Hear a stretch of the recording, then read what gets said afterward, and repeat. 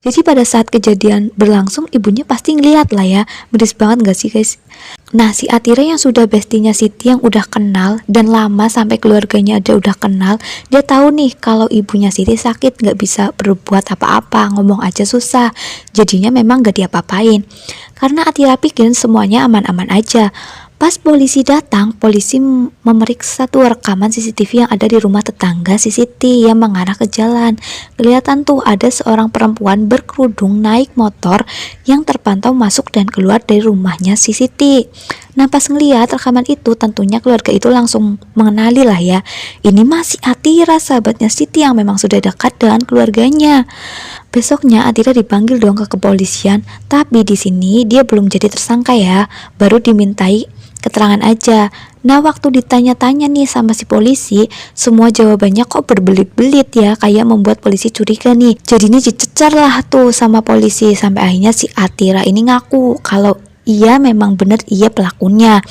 Di situ akhirnya Atira cerita nih soal motif perbuatannya. Jadi Siti ini sering tuh ngeledek semacam perekonomian atau keadaan dari keluarganya si Atira yang memang bisa dibilang kurang berkecukupan atau kasarnya dibilang miskin gitu guys. Siti juga mengejek ibunya Atira yang hanya berprofesi sebagai tukang cuci dan ayahnya juga yang bekerja serabutan dengan gaji yang gak seberapa. Tapi karena gak ada rekaman atau bukti chat yang memperkuat pernyataannya dari Atira tersebut, jadinya hal itu hanya semacam cerita dari versi Atira aja. Nah, setelah kasus ini diberitakan di media-media, kasus ini menjadi viral guys di Malaysia. Banyak artis dan orang terkenal yang menunjukkan simpati kepada keluarga korban.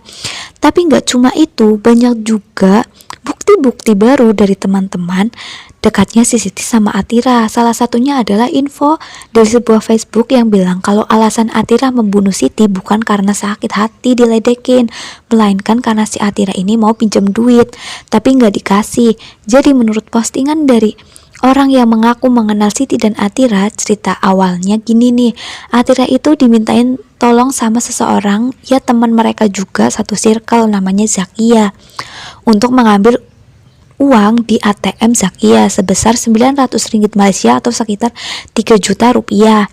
Yang mana Zakia itu butuh itu uang buat bayar kuliah. Jadi kayak mereka lagi di kampus, terus Zakia mager nih, kayak Atira tolong dong, lu mau keluar kan nih, sekalian ambilin duit gue di ATM. Ya nitip-nitip gitulah ya, biasa ya. Tapi pas balik si Atira bilang kalau kartu ATM-nya tuh hilang, kayaknya jatuh deh, nggak tahu lah aku, maaf ya. Makanya Zakia yang panik langsung lapor ke pihak bank buat blokir cepet-cepet, takut ada yang make. Tapi pas dicek dari pihak bank, mereka ini menginfokan kalau ternyata telah ada penarikan dan sisa di rekening Zakia tinggal sisa 9 ringgit Malaysia atau 30 ribuan lah. Kaget dong, lah kok tinggal segini? Minta tolonglah ke pihak bank buat ngakses CCTV di ATM terakhir kali tadi tuh, transaksinya di mana. Dilihatlah si Atira yang ambil. Karena itu Zakia ngancam si Atira, kalau kamu nggak mau balikin duit aku laporin kamu ke polisi. Karena mungkin takut ya, akhirnya pergilah ke rumah Siti buat minjem duit buat balikin ke Zakia. Tapi ternyata Siti yang dianggap sebagai bestie malah nggak mau minjemin duit. Makanya mereka cekcok, berantem, ribut.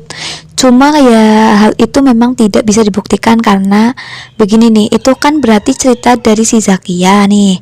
Nah, masalahnya yang terjadi dalam rumah tuh antara Siti dan Atira yang alasan berantemnya kenapa kan yang tahu mereka berdua bertiga sih sama ibunya Siti mungkin.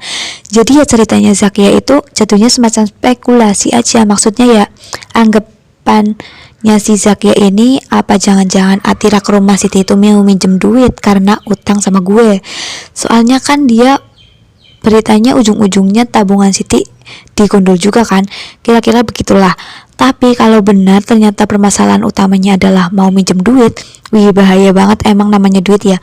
Mau bestie, mau sohib, tapi kalau ujung-ujungnya ada perkataan pinjem duit dong, itu emang bisa memecah pertemanan bahkan sampai persaudaraan.